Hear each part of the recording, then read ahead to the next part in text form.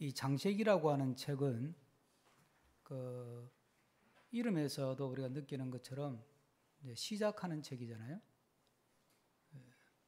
근데 이 장세기라고 하는 책의 내용을 보면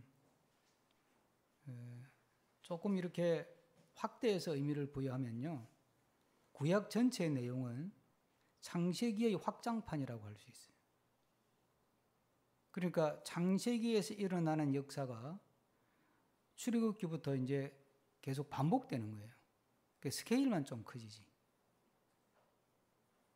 그 창세기에서는 개인의 역사 속에서 아브라함, 그리고 이삭, 야곱, 요셉이 다 족장들인데, 개인 가문 정도의 범위에서 하나님께서 어떻게 역사를 이끌어 가시느냐, 구원의 역사 이런 것들을 가나안으로 가는 이야기가 이게 창세기 이야기인데, 창세기부터 이제 끝나고 나면 출애굽기, 레위기에서 말라기까지는 그 확장판이에요.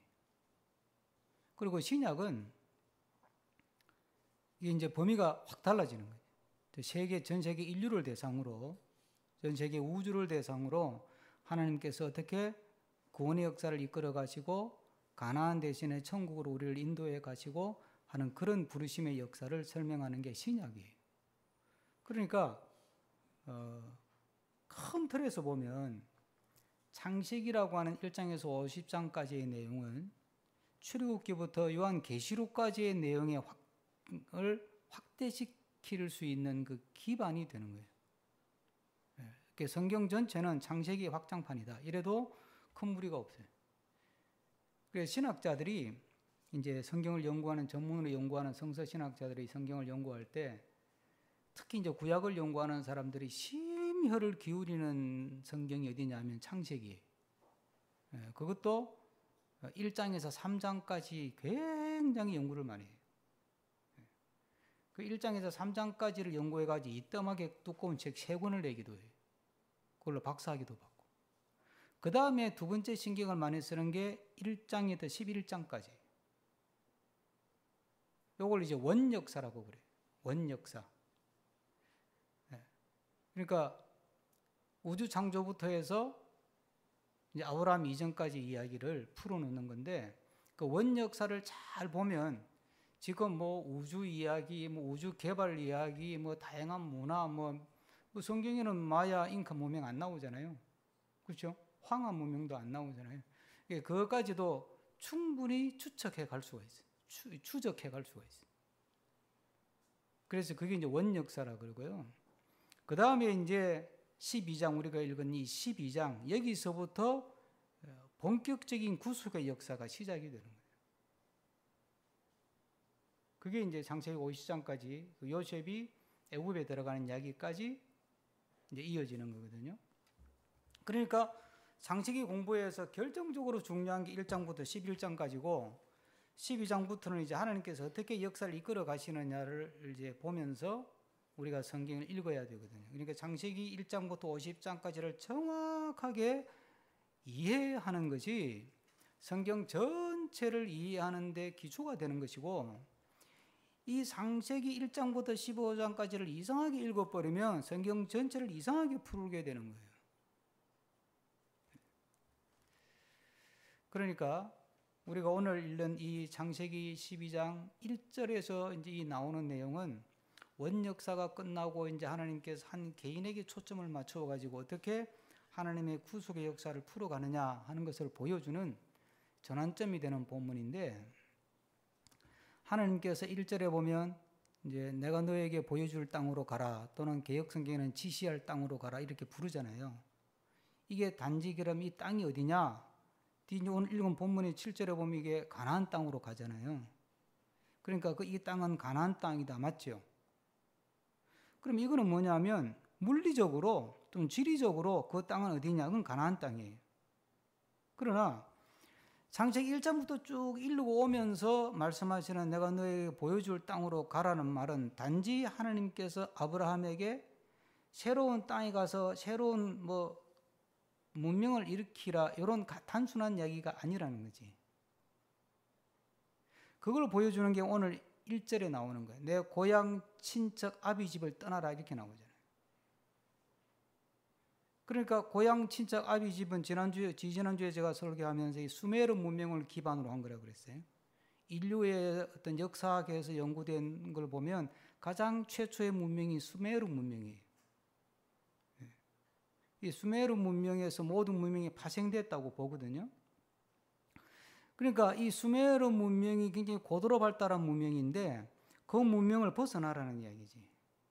그 문명을 벗어나서 내가 너에게 지시할 땅으로 가서 거기서 새로운 문명을 일으켜라, 그런 이야기예요. 네. 그러니까 이게 성공하느냐 실패하느냐 이 이야기가 계속 그 이후로는 반복이 되는 거예요. 문명을 일으킨다는 게 한순간에 갑자기 문명이 만들어지는 건 아니잖아요. 그동안 살아온 방식이 있는데 오늘 본문이 75살에 부름받았는데 75살까지 살아온 습관이 있고 태도가 있고 방식이 있고 법칙이 있고 나름대로 자기 원리가 있는데 그걸 다 끊으라, 이게 쉬운 이야기가 아니에요, 여러분. 그렇잖아요. 그런 눈으로 보면 이 12장은 굉장히 아브라함에게는 심각한 어떤 고민에 부딪히는 본문이에요. 이삭 바치는 것보다 더 어려울 수도 있어요. 그러니까 그런 관점에서 보면 하나님께서는 아브라함을 불러서 너 이제 내가 가나안 땅으로 너를 보낼 테니까 지금부터 너는 새로운 문명을 일으키는 주체가 되라. 그 새로운 문명은 뭐냐 하면 그전에는 수메르 문명을 기반으로 살았는데 이제는 내가 듣도 보도 못했던 여호와 하나님이라는 이 하나님을 믿는 문명을 일으키라, 이 말이에요. 그럼 우리가 하나님의 백성으로 부름받잖아요. 그렇죠? 부름받아서 그리스도인이 되잖아요. 이 말은 이 시대 우리가 살지만 우리가 이 시대를 벗어나서 산속에다가 아무도 살지 않는 아마존이나 아프리카 어디 저 길리만자로 꼭대기 올라가가지고 거기다가 뭐 교회 지으라는 소리가 아니잖아요. 이 시대 문명 속에 살지만 이 시대 문명 속에서 하나님을 중심으로 새로운 문명을 일으켜라. 그러니까 이 시대의 문명을 하나님 중심의 문명으로 변혁을 시켜라, 이런 뜻이 되는 거예요. 우리는 이 시대에 살면서 하나님을 믿고 하나님 중심으로 만들어가는 새로운 문명을 일으켜야 할 사람이고 그 문명의 변혁자로 우리가 부름을 받았다는 거죠.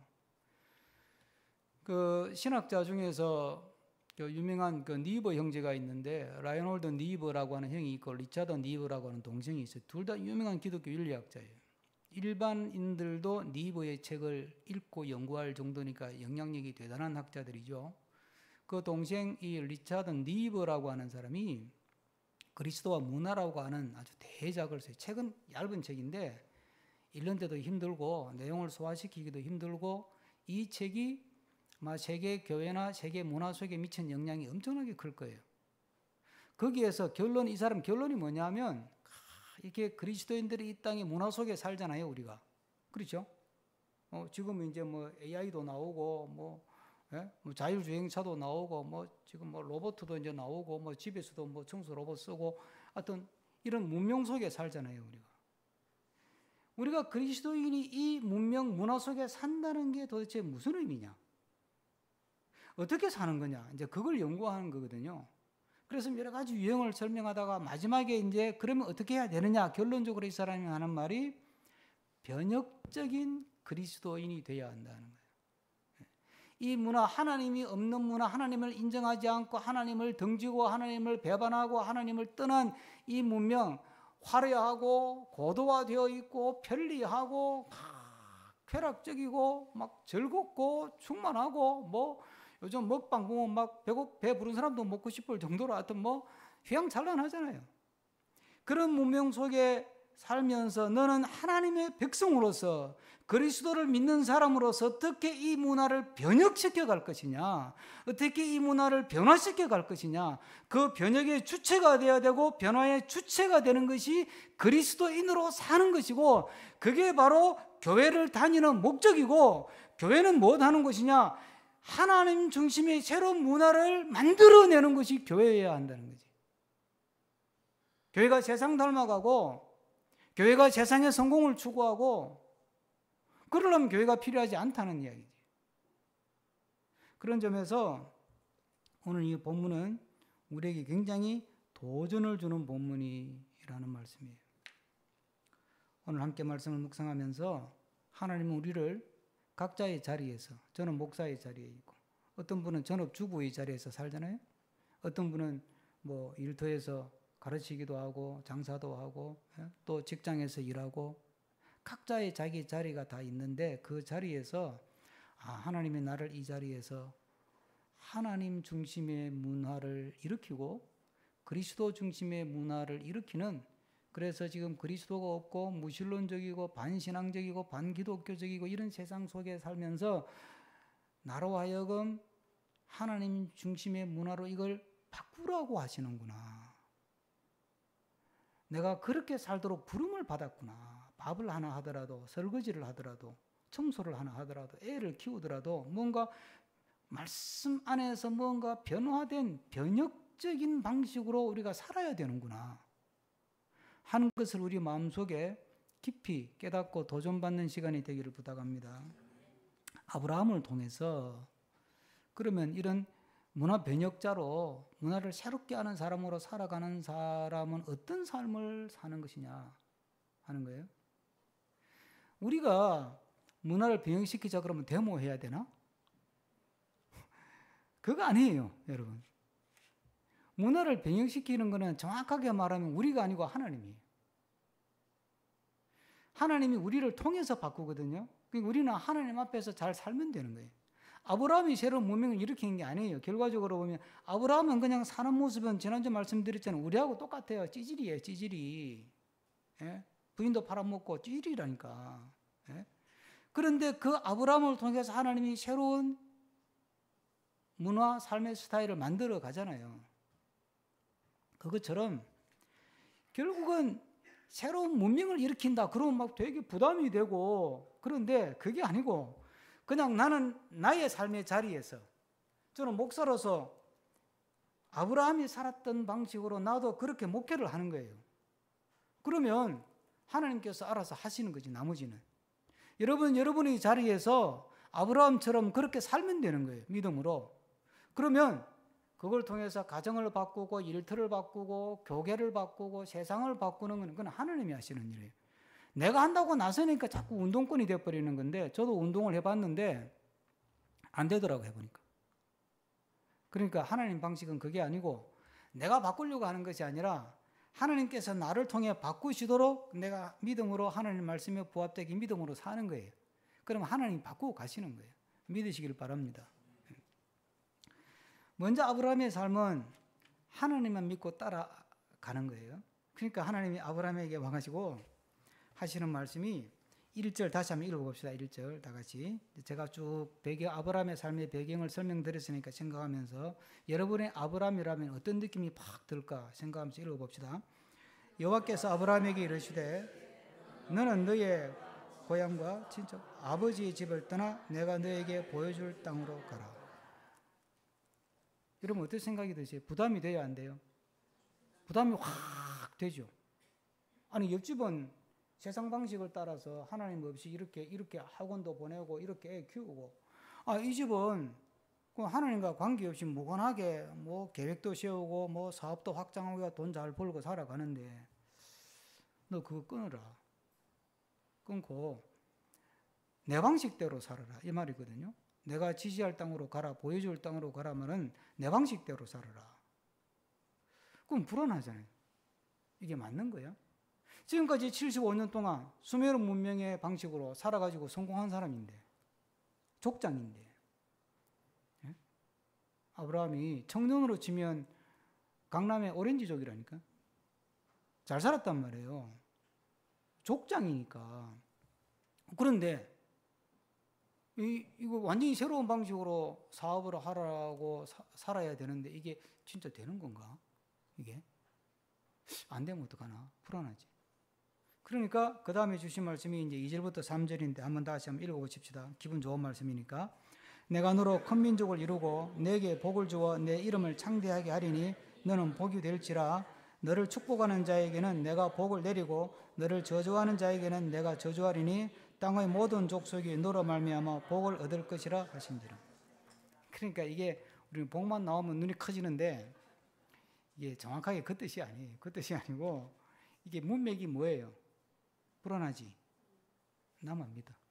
응? 나만 믿어. 야, 너 그동안에 지금 수메르 문명 속에서 수메르 신화도 들었을 거고, 뭐 유명한 수메르 신화 있잖아요. 수메르 문명을 공부를 좀 하시는 게 좋아요. 성경도요, 수메르 문명의 영향을 받았어요. 성경을 기록하는 방식이. 예? 유튜브 보면 여러분들 시험 들 수 있는데, 시험 들 게 하나도 없어요. 겁먹을 게 하나도 없어요. 수메르 문명의 영향을 받았다고 하는 게 양식적으로 방식에 있어서 영향을 받아요. 그러나 내용은 전혀 달라요. 중요한 건 내용이지. 문자로 기록하다 보니까 수메르의 문자가 있었으니까 그 영향을 받는 건 당연한 것이고, 그러나 내용은 다른 거거든요. 그러니까 그동안에 수메르 신화 이야기도 듣고, 수메르 신들, 유명한 신들 많잖아. 뭐 제가 이름을 얘기 안 합니다만은 그 신들 많아요. 그 신들. 그런 신들도 뭐 찾아가고 어떨 때는 도움도 청하고 신탁도 받고 뭐 그러면서 살아와지 75년 동안을. 그런데 갑자기 그거 다 끊어. 그거 다 버려. 그리고 내 방식대로 살아. 내 방식대로. 불안하지? 겁먹지 마. 나만 믿어. 이게 얼마나 당황스러워요. 75년 동안 해온 방식이 있는데, 75년 동안 살아온 결이 있는데, 그거 끊어. 내 방식대로 살아. 그럼 내가 책임져. 여러분, 믿음으로 산다는 것은 하나님의 방식대로 사는 거거든요. 너무 불안하니까 나만 믿어. 내가 보장한다. 너가 복이 될 거고, 너가 복의 근원이 될 거고, 너를 통해서 복이 흘러갈 거고, 너를 통해서 사람들이 복도 받을 거고, 걱정하지 마라. 나만 믿어. 나만 믿어. 나만 믿고 따라와.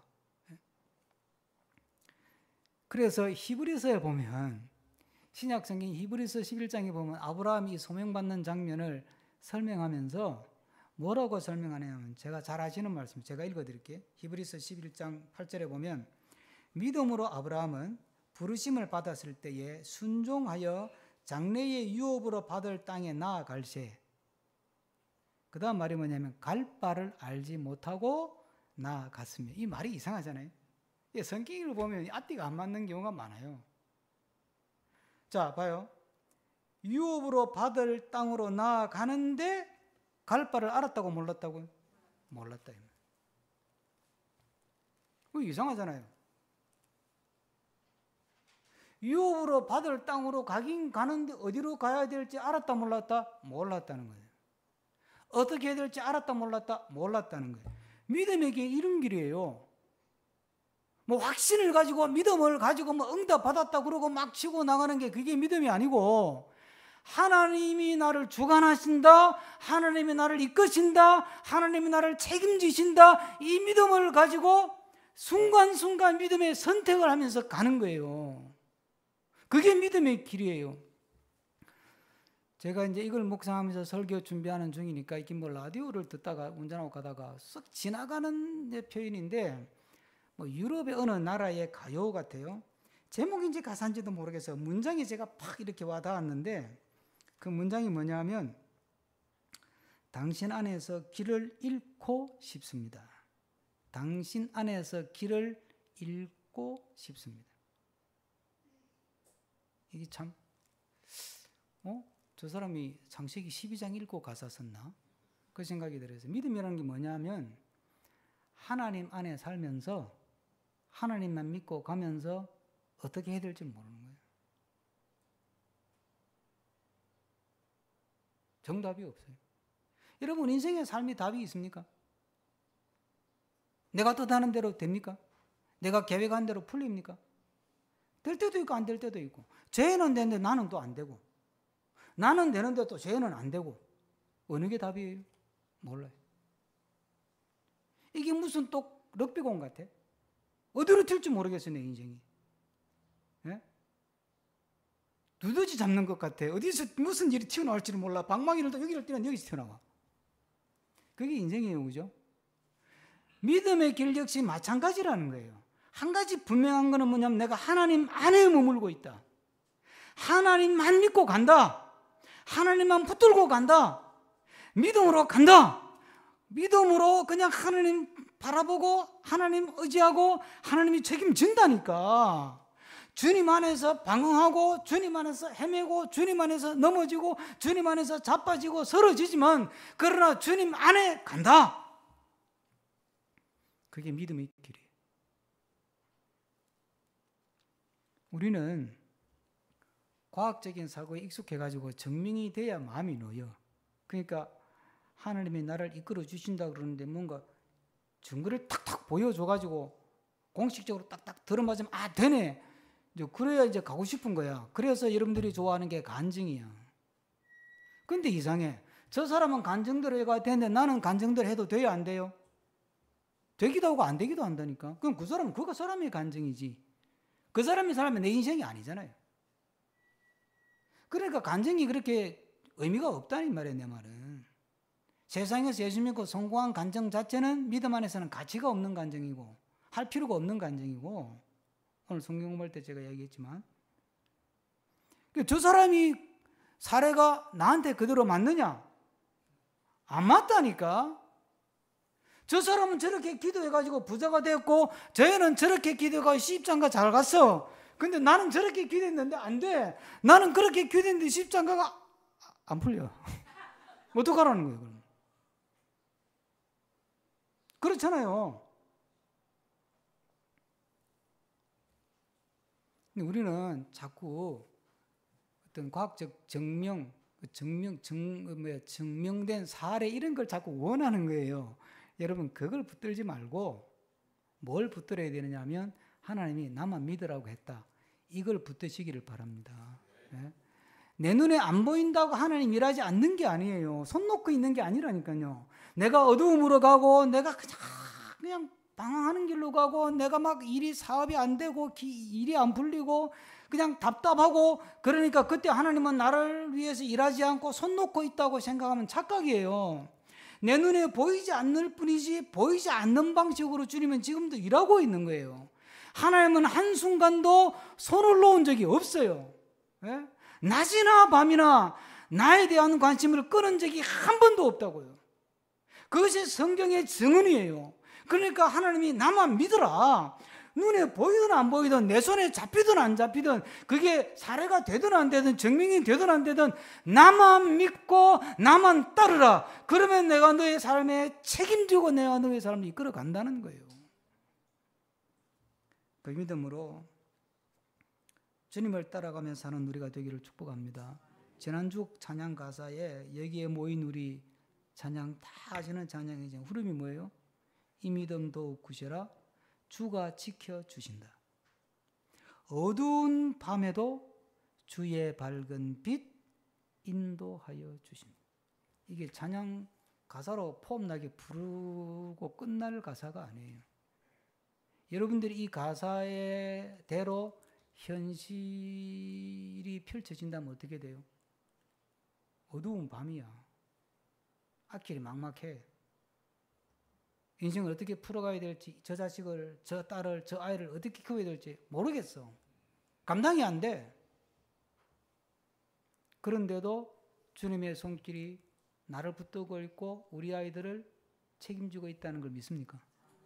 그건 믿자는 이야기예요. 그게 하나님이 아브라함을 부르시는 소명의 길이에요. 그러면 덮어놓고 어떻게 믿냐 이거지.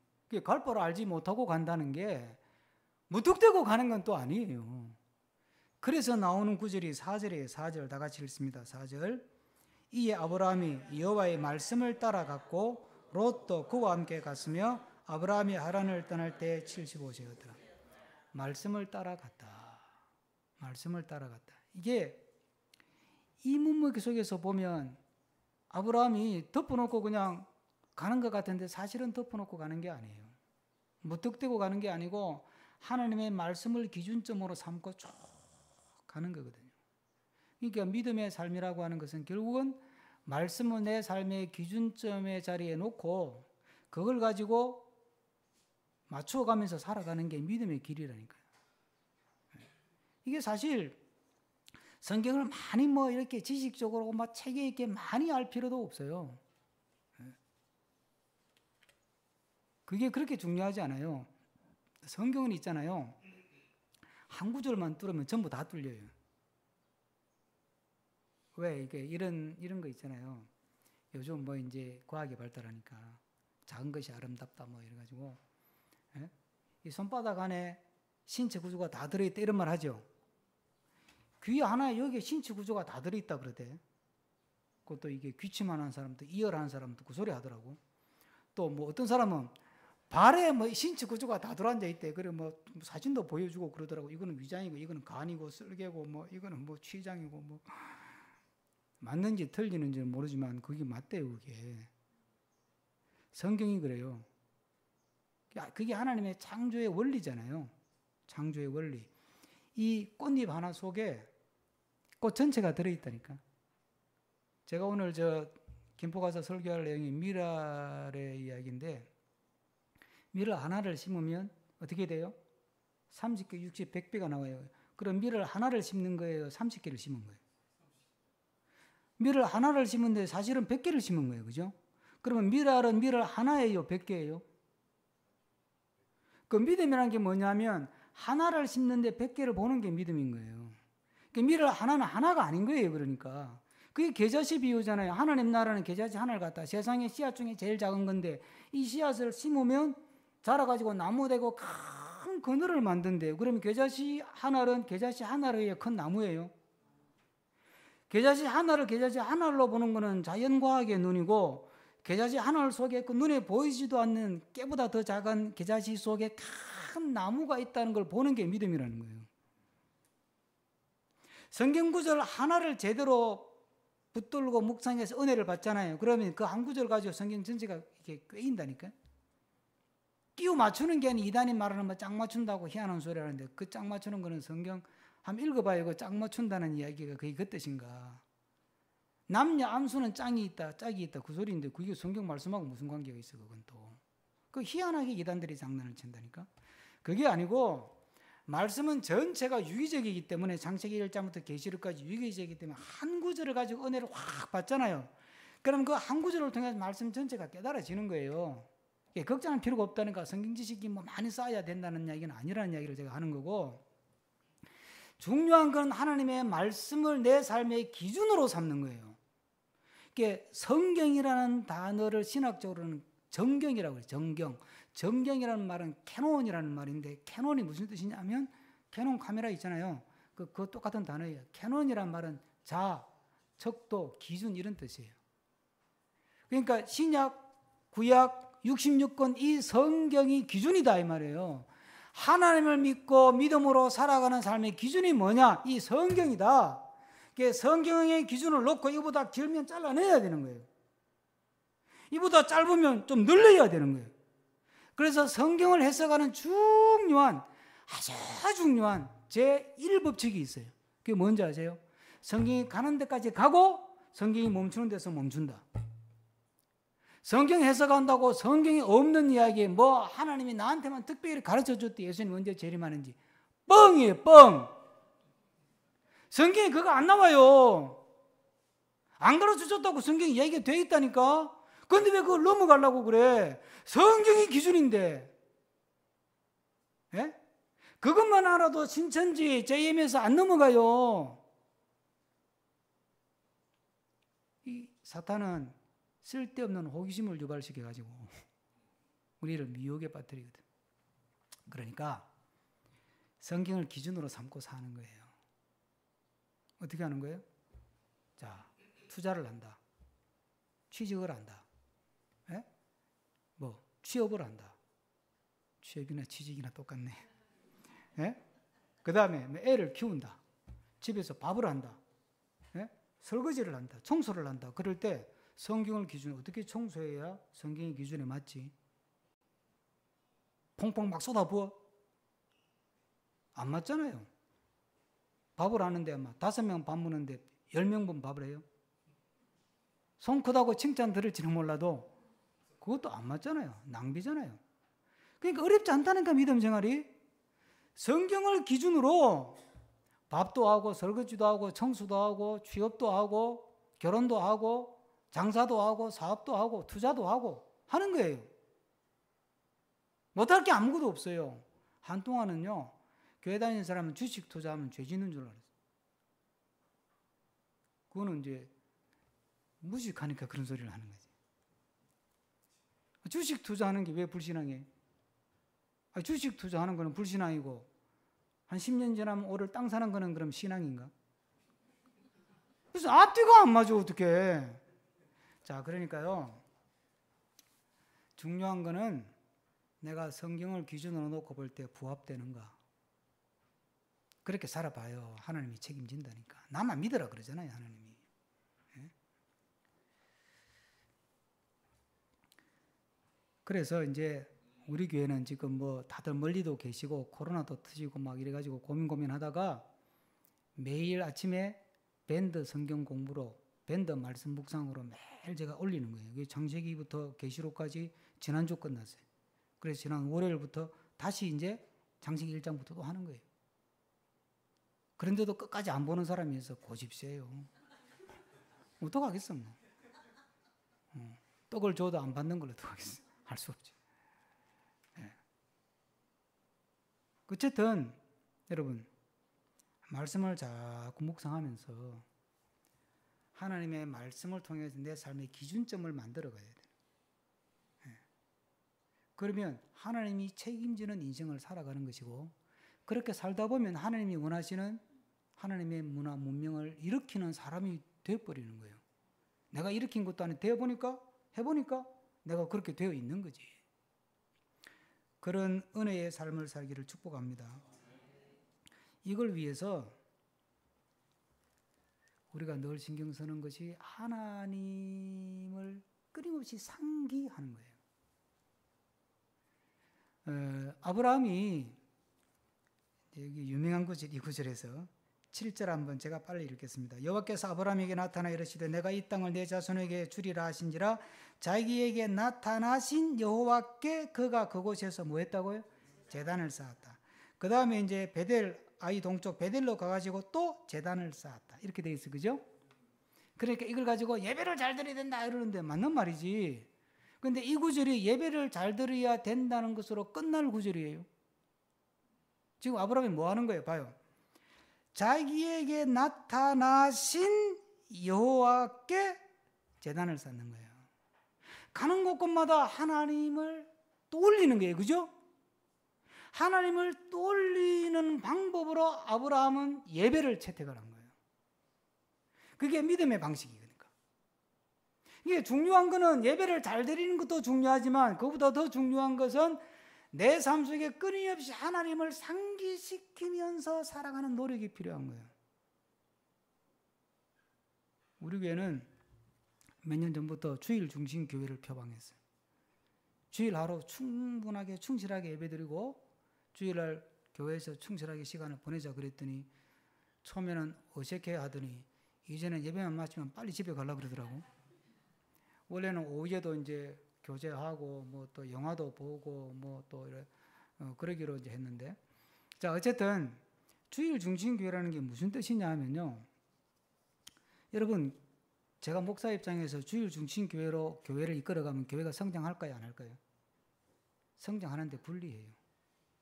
얼마 전에 친구 목사들 모여가지고 서로 목회에 대해서 이야기하면서 이제 제 차례가 돼가지고 우리 교회 목회 방침 5가지를 이야기해서 주일 중심 교회가 첫 마디 딱 했더니 에이 그러니까 강남연등교회가 안 크지 딱 이러더라고. 바로 저는 그거 각오하고 하는 거예요. 왜? 그게 성경적인 기준에 맞다고 보니까. 아니 믿음의 힘을 받은 은혜를 가지고 예배당 봉사하는데 다 써버리고 집에 가가지고 짜증 부리고, 주일날 교회 봉사한다고 새벽부터 어제 밤늦게까지 찬양대 뭐 주차 봉사 뭐 주봉사 다 하고 월요일날 직장 가가지고 졸고, 그게 뭐예요 도대체? 그러니까 주일 하루 충실하게 예배드리자. 정말 이 한 시간의 예배에 내가 인생을 건다, 내 삶의 답을 찾는다, 이 마음으로 신령과 진정으로 예배를 드리자. 그리고 성도의 교제를 나누고 그 다음에 월요일부터 토요일까지는 일상 속에 들어가서 거기서 예배자로 사는 거예요. 제가 성경 공부할 때 그랬어요. 월요일은 주 첫날이라고 교회 나오고, 화요일은 불의 날이라고 불 받는다고 교회 오고, 수요일은 또 전통을 따라 수요 예배 된다고 교훈하고, 목요일은 세속 목요일이라고 또 목요일을 교훈하고, 금요일은 금요 기도한다고 교훈하고, 토요일은 주일 준비한다고 교훈하고. 그러면 우리는 야, 믿음 좋다. 제가 볼 때는 믿음 좋은 게 아니에요. 받은 은혜를 예배당에 다 쏟아버리고 집에 가가지고 짜증 부리고 일터 가가지고는 갑질하고 졸고 앉아 있는 거지. 중요한 것은 뭐냐면, 예배보다 중요한 것은 우리가 왜 예배를 드리느냐 아니에요. 하나님을 되새기고 하나님을 기억하고 하나님을 높이기 위해서 하는 거잖아요. 그러면 내 삶 속에서 내가 어떤 방식으로 하나님을 상기할 것인가, 끊임없이 하나님을 리마인드 하는 거예요.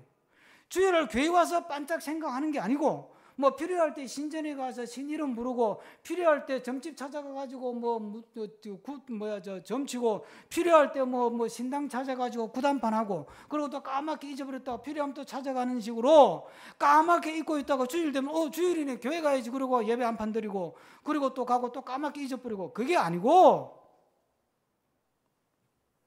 주일날 와서 신령과 진정으로 예배를 드려서 정말 이 예배가 내 한 주간을 살리는 예배다, 내 인생에 이게 승부를 건다, 이런 마음으로 예배를 드리고, 그 예배의 여운을 가지고 월요일부터 토요일까지 끊임없이 하나님을 상기하는 거예요. 무슨 일이 있을 때마다, 처리할 일이 있을 때마다 하나님을 되새기고 되뇌이고 리마인드 하는 거예요. 그렇게 쭉 하루하루 그러면서 무언가를 결정하고, 그러면서 무언가를 선택하고, 그러면서 밥하고 설거지하고 빨래하고 일하고 장사하고 사람을 만나봐요. 그냥 하나님이 책임져가는 인생을 살아가지는 거예요. 네? 믿음이 우리의 삶에 짐이 되는 것이 아니라, 믿음이 우리의 삶에 기쁨이 되고, 믿음이 우리의 삶에 즐거움이 될 수 있기를 축복합니다. 그래서 내가 기를 쓰고, 내가 무언가를 큰 일을 하고, 내가 무언가 큰 업적을 남기고, 내가 무언가 큰 문명을 일으켜야 되겠다 꿈 깨시고 안 돼요. 못 해요. 해봐야 부작용이 더 커요. 지금 큰 거 해봐야 부작용이 얼마나 많은가. 세습하고 난리가 났잖아. 부작용이 크잖아요. 그러니까 그게 아니에요. 내가 하는 게 아니고, 그냥 내 주어진 자리에서, 내 주어진 공간에서 말씀을 기준으로 믿음의 선택을 하면서 끊임없이 하나님을 상기하는 거예요. 그러면 하나님이 만들어 가실 줄로 믿습니다. 기도하겠습니다. 주신 말씀 생각하면서 한 1분 정도 한 마음을 담아서 함께 기도합니다. 사랑과 은혜가